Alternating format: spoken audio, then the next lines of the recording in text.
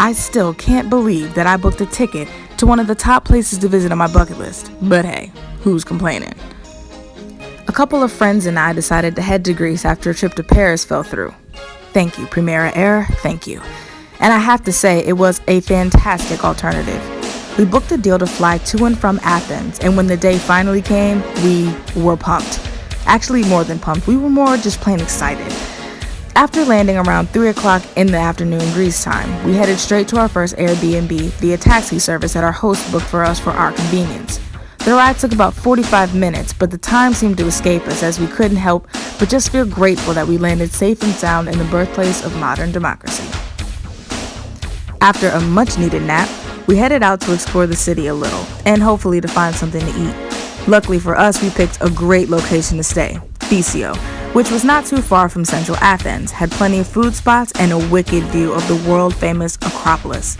We ate our first dinner on the rooftop of Hotel Thesio, where we enjoyed margaritas and pasta, and again, a great view of the Acropolis, but with a twist. A beautiful sunset and the lighting of the hills, despite overcast. We explored our area later on and got familiar with the territory, and eventually called it a night.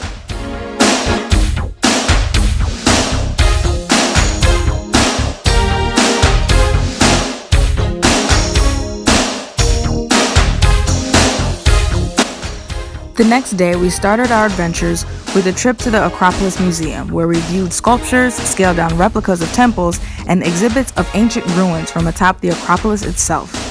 We took our time and walked through the entire museum, only to end up getting lunch at their restaurant where we enjoyed a beautiful view of the city and then visiting the gift shop.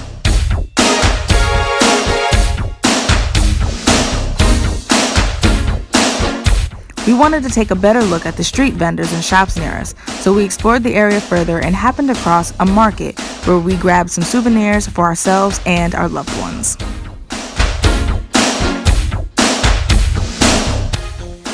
Later that evening, our new friend Theodore, Teo for short, guided us on a night walking tour of Athens.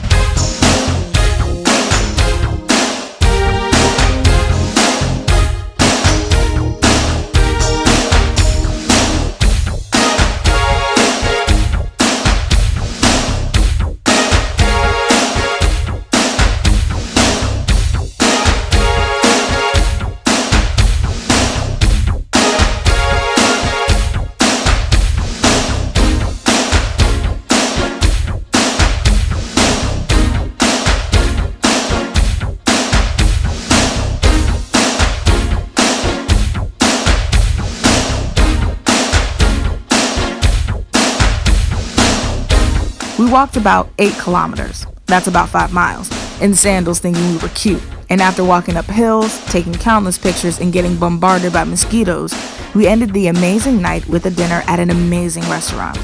I had the traditional Greek dish moussaka, which looks a little bit like lasagna, but is layered with potatoes or eggplant and some sort of ground meat like beef or lamb. Cut to the next day where we had to get up early, because why? Mykonos. Yes! We caught an early plane to Mykonos Island, and there we were immediately greeted by George, the owner of the Paradise View Hotel. We couldn't check in right away, so my friends and I headed down to Paradise Beach, about a 5-minute walk from our hotel, had breakfast and lunch, and just chummed it up.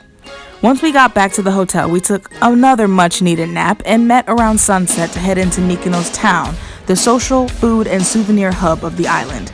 We walked around for a bit, and after contemplating where to eat, we settled on the Slovaki story, where we all indulged in Maria's gyro sandwich. Oh, the meat, the cheese, and their special sauce. It was fantastic. Day 2 in Mykonos consisted of a trip back to Paradise Beach, where we laid out in the sun, chatted about life and our next trips, and had an impromptu photo shoot.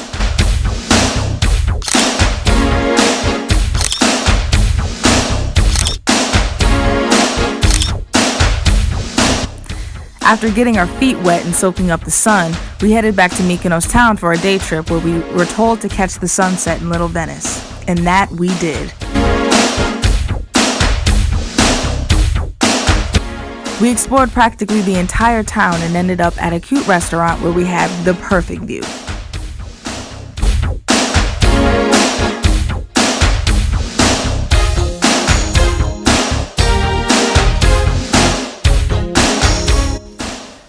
We soon found ourselves back in Athens for the last leg of the trip, and boy, were we tired. Naps on travel days seemed to be a trend for us. We took another nap after we settled into our new Airbnb and didn't do anything else that night.